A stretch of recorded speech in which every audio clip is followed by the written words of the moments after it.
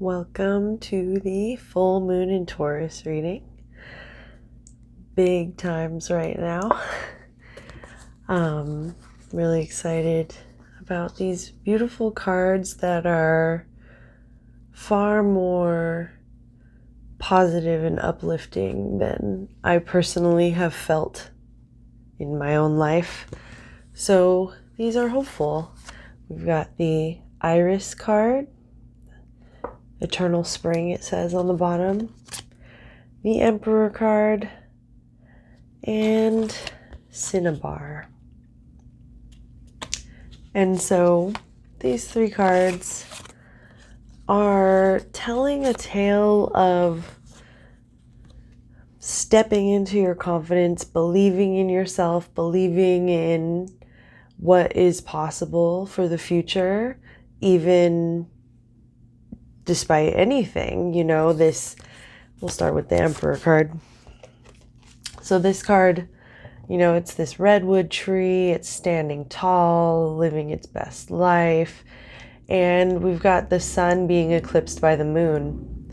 And I love that symbolism in this deck because you think of the sun as the active, masculine, life-giving energy, and the moon is the feminine, receptive, subconscious, receptive energy. And so having the moon eclipsing the sun is that merging of the masculine and feminine that we all have, we can all tap into, and that's speaking to the strength of actually the Emperor card. The Emperor isn't necessarily, because when I hear that word, I tend to think this is a ruler that is ruling with an iron fist and it's their way or the highway, but that's not what the Emperor is about. The Emperor is really about, how can we truly stand in our own confidence? How can we truly know what we bring to this world? And I say this without any pretenses of you having something that you feel like you should be bringing to the world. What I'm saying is you being in the world, you just existing is something special, something that is necessary, something that's beautiful, something that should be celebrated. And this is just the message that I've been getting from my spirits, because it's not even about what you do. That's the capitalist mindset, to constantly be thinking about our productivity in terms of our identity and what makes us worthy of life. That is not what makes us worthy. What makes us worthy is the fact that we are alive.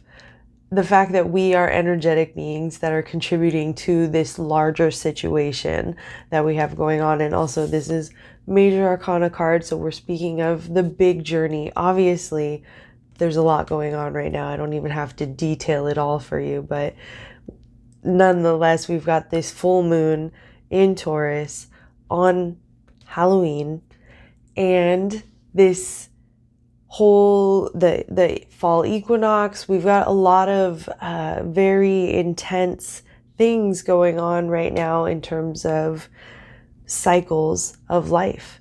And then election and all of these things too. So we are really coming up against ourselves and really having to look in the mirror and just acknowledge who we are, what it is that we need, and how we're going to stand tall in ourselves and plant our roots firmly into the ground. Also, this beautiful thing about redwoods, I don't know if you know, they tend to grow in circles and they grow in families. So they're like root system. If one dies, there will be several that pop up around it. And so they're bringing this energy of understanding that we are so much more than whatever is going on right now. We extend our energy out and we connect with others, and our family, our root structure is truly what gives us our power and our energy. And we can always tap into that. We can always ground into that and find ways to allow ourselves to remember that we're more than just this human body, this ego, the identities that we've boxed ourselves into, and understand that we're part of something larger, and we're just beautiful and perfect just being who we are. We have something to contribute without even our productivity. We are more than our productivity. We're energetic beings. And so next we've got this Iris card. And so Iris is a root word. Iridescent is a root word of iris. Anyways, these flowers, they have these multicolored tones, depending on which ones, but they bloom in early spring, and below it says eternal spring. And also we're going to talk about these colors being the colors, because it's the white and this purple, like lavender purple. It's giving us third eye and crown chakra. So very much about how we are perceiving the world, how we're accepting synchronicities, how we're believing in our connectiveness to the universe as a whole, and the actual connection point, our crown chakra, and our openness and willingness, availability to be open to spirit at large that wants to just guide us and remind us that we're more than just humans. And so this card coming up for me, really, especially thinking about spring and thinking about how we're just actually going into winter, but to keep in mind that no winter lasts forever. No hard thing lasts forever. No storm, no emotional outburst, nothing can last forever. Not even our life, obviously. And so, but the thing that I believe, and you may or may not believe, I don't believe that like life just ends. You know, I believe in multiple dimensions, and I believe that life continues and energy continues. And this is what this eternal spring is giving us. Like every spring, these irises are going to bloom, and every spring they're going to have these multicolors that remind us of the changing of time, the changing of ourselves, and the blooming of ourselves, and remembering that nothing lasts forever, not the good things and not the bad things. And we have an opportunity to just be excited that spring will come, and the more that we marinate on that and marinate on what it is that we want, the more we can bring that into our lives. And I know it's hard to do when we have so much distraction, so much frustration, sadness, trauma. Can't fault anybody for feeling those things, because it's all very real, and we're all letting it out in different ways or holding it in different ways. But just remember that it's not always going to be like this. And even more, we should strive while things are crazy, because it doesn't look like they're going to get any less crazy anytime soon. How can we remind ourselves of what makes life worth living? How can we remind ourselves that the storms won't always be there? The storms are never always there. There's always a change in the weather pattern. And so we can really find some comfort in that, hopefully.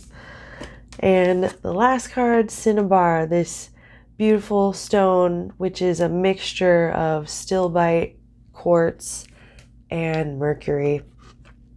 And so stilbite is a very supportive stone, or like that's the energy that is said to resonate from that. Quartz is an amplifying stone. We utilize it in lots of technology. So it's not just some woo-woo stuff I'm talking about. It's actually utilized in the world. A lot of things are minerals, obviously, and we use them for all of these things that we do. So it's important to acknowledge them for the powerful, impactful things that they are. And also mercury, this thing that is poisonous to us and can kill us. So this stone is said to be the merchant stone, the stone of wealth, creativity, excitement and fervor for the things that you are doing and putting out into the world, and confidence building. And so this stone is said to help bring about wealth and all of the things that you need, especially in times like these. But that Mercury is a really interesting symbolic reminder of the fact that going too heavy-handed and trying to get too much physical monetary wealth, which also kind of a Taurus vibe, you know, to really want to be comfortable and really want to be have all of your necessities, ducks in a row, all of the money, like, so that you can know that you are safe and secure.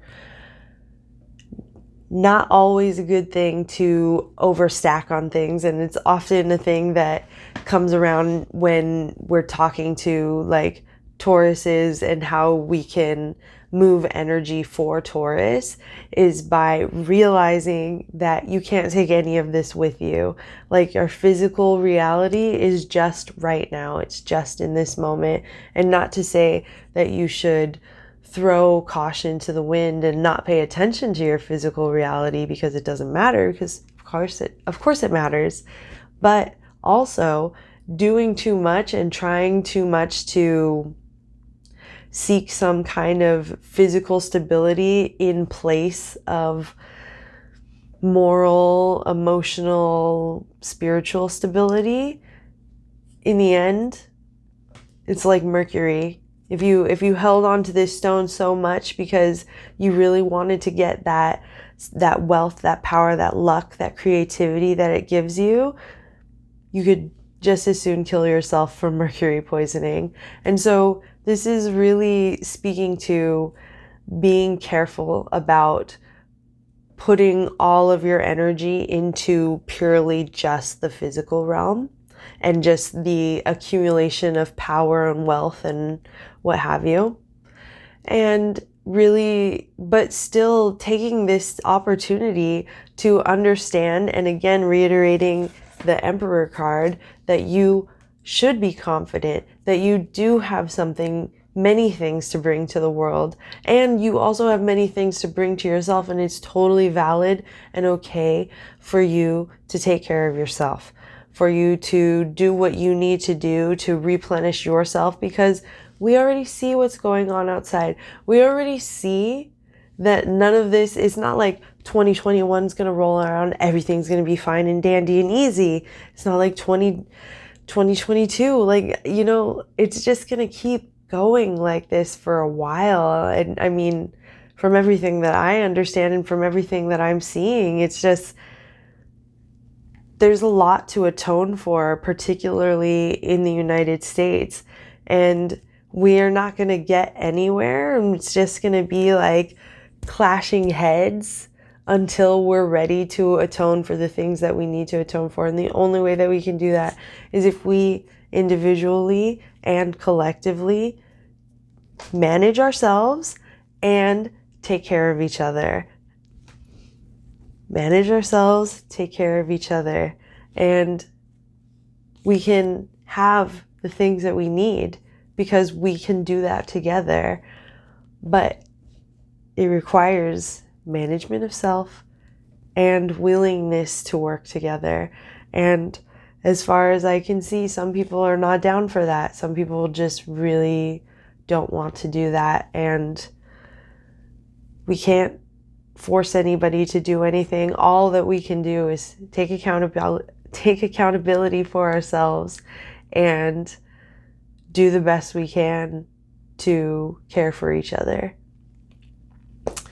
So happy full moon, and wishing everybody best of luck, and take care of yourself, because it's probably gonna get more wild soon. See you next time.